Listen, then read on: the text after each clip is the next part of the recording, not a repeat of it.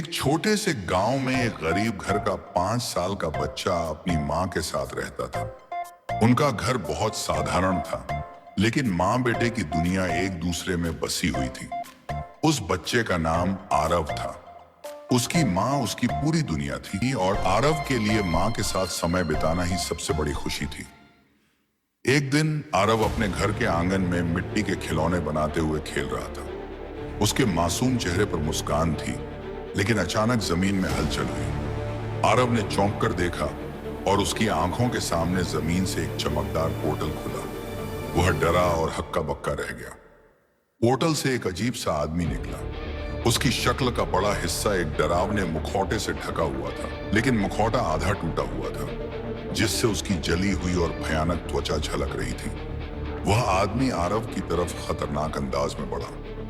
मुझे माफ करना बच्चे, उस आदमी की गहरी गूंजती हुई आवाज आई, लेकिन तुम्हें खत्म करना जरूरी है। आरव डर के मारे कांपने लगा।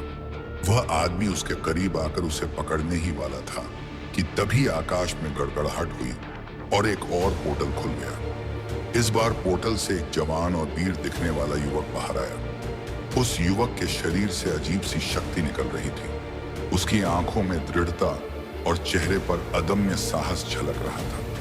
वह आदमी चौंका और गुस्से में चिल्लाया, तुम फिर से मेरे रास्ते में आ रहे हो।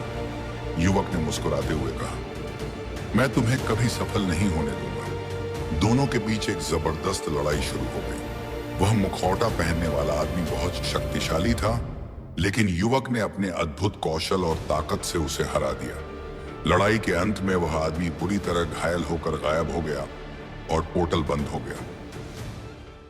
आरव अपनी जगह पर सहमा हुआ खड़ा था। युवक उसके पास आया, अपने घुटनों पर झुककर उसके सिर पर हाथ रखा।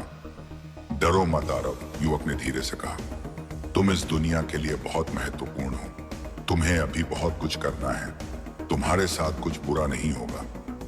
आरव ने उसकी आंखों में देखा और पहली बार उसने अपने भीतर एक अजीब सी ताकत महसूस की। युवक मुस्कुराया और एक और पोर्टल बनाकर अपने समय में वापस चला गया।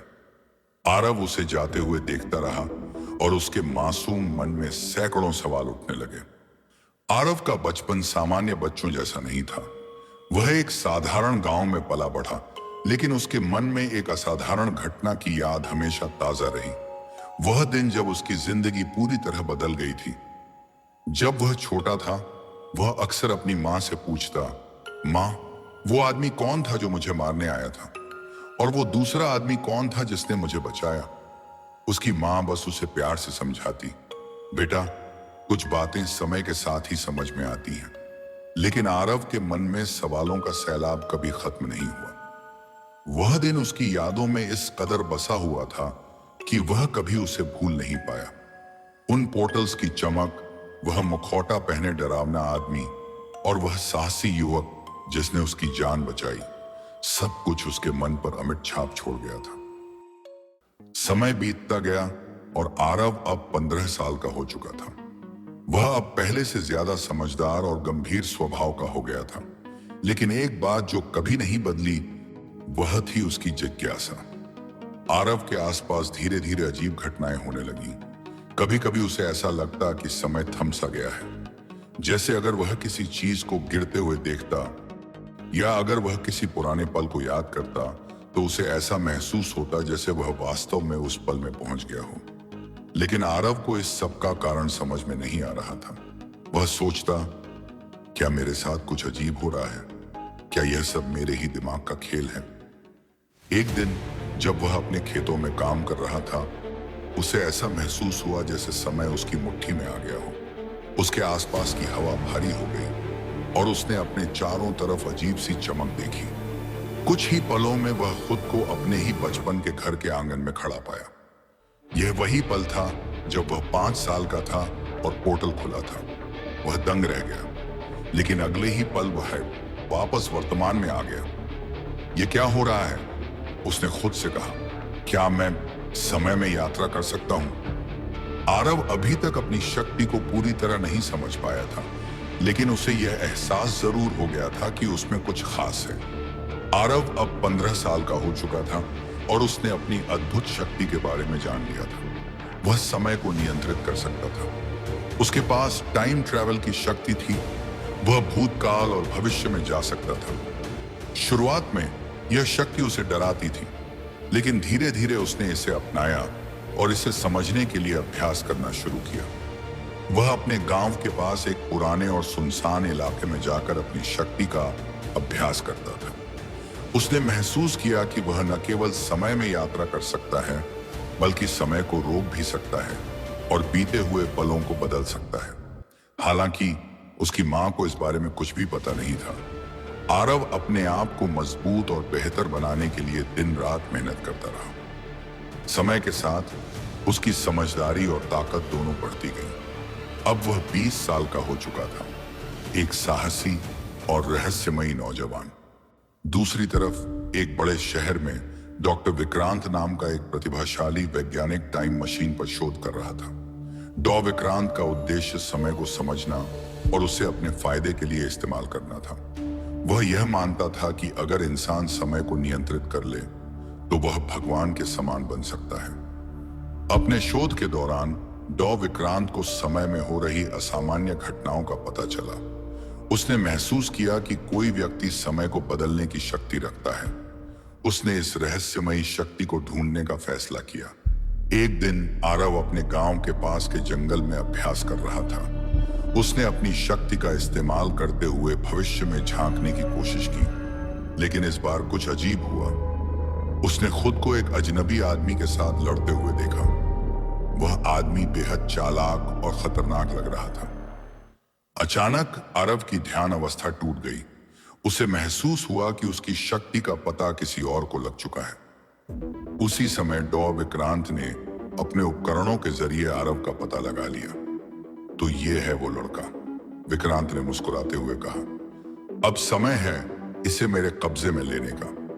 विक्रांत ने अपने साथियों को लेकर आरव को ढूंढने के लिए गांव की तरफ कूच कर दिया। आरव को भी यह एहसास हो गया कि उसके सामने अब एक नई चुनौती है।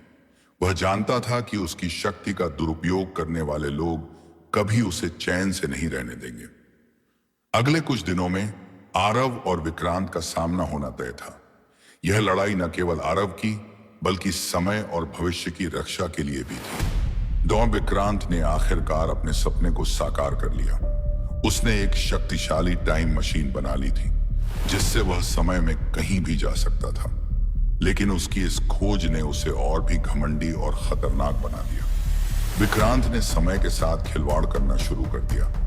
भूतकाल को बदलना, भविष्य से तकनीक चुराना और वर्तमान में अराजकता फैलाना। इन घटनाओं ने दुनिया के समय चक्र को गड़बड़ा दिया। कई जगहों पर लोग बिना किसी कारण के गायब हो रहे थे। कुछ स्थानों पर घटनाएं दोहराई जा रही थीं और समय का संतुलन बिगड़ता जा रहा था।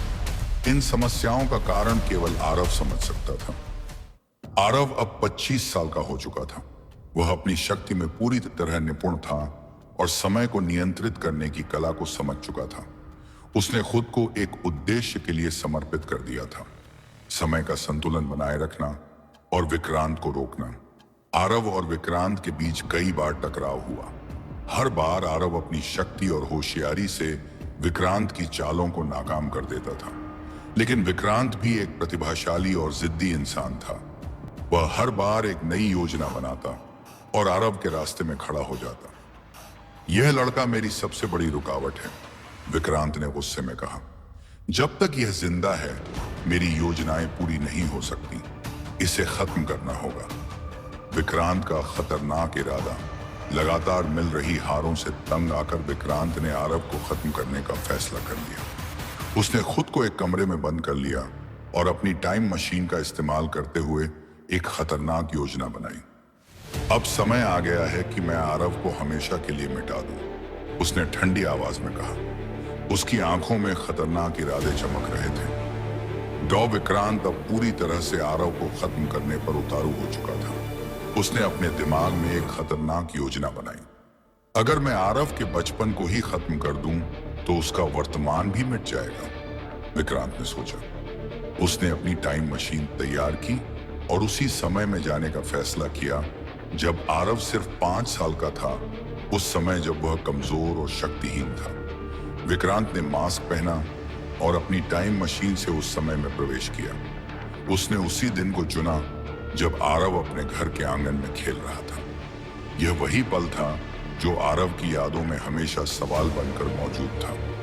विक्रांत ने अपने हथियार से छोटे आरव को मारने की कोशिश की। अगर इसे अभी खत्म कर दूं तो सब कुछ खत्म हो जाएगा, उसने ठंडी आवाज में कहा। लेकिन इस बार चीजें अलग थीं। अब आरव बड़ा हो चुका था और उसे अपनी शक्तियों का एहसास हो चुका था। आरव को समय के इस बदलाव का आभास हो गया। यह वही पल है, आरव ने समझा। विक्रांत मेरे बचपन को खत्म करने जा रहा है, मुझे उसे रोकना होगा। आरव ने अपनी शक्ति का इस्तेमाल किया और तुरंत उस समय में प्रवेश किया। उसने देखा कि विक्रांत उसके छोटे रूप को मारने की कोशिश कर रहा है। तुम्हारा खेल यहीं खत्म होता है विक्रांत, आरव ने जोर से कहा। आरव और विक्रांत के बीच एक भयंकर लड़ाई शुरू हो गई। विक्रांत ने अपनी टाइम मशीन और हथियारों का इस्तेमाल किया, लेकिन आरव की ताकत और आत्मविश्वास ने उसे हर बार मात दी। आखिरकार आरव ने विक्रांत को परास्त कर दिया। लड़ाई खत्म होने के बाद आरव अपने बचपन के रूप के पास गया। उसने उसके सिर पर हाथ रखा और कहा, तुम खास हो, तुम्हें इस दुनिया के लिए बहुत कुछ करना है, तुम्हें कुछ नहीं होगा। वह पल आरव के लिए खास था। उसे एहसास हुआ कि जो सवाल उसके मन में सालों से था, मुझे बचाने वाला कौन था, उसका जवाब उसे मिल गया। वह खुद ही अपने बचपन का रक्षक था। छोटे आरव ने उसे उत्सुकता से देखा, लेकिन कुछ समझ नहीं पाया। बड़े आरव ने मुस्कुराते हुए वहां से विदा ली और वापस अपने समय में लौट आया।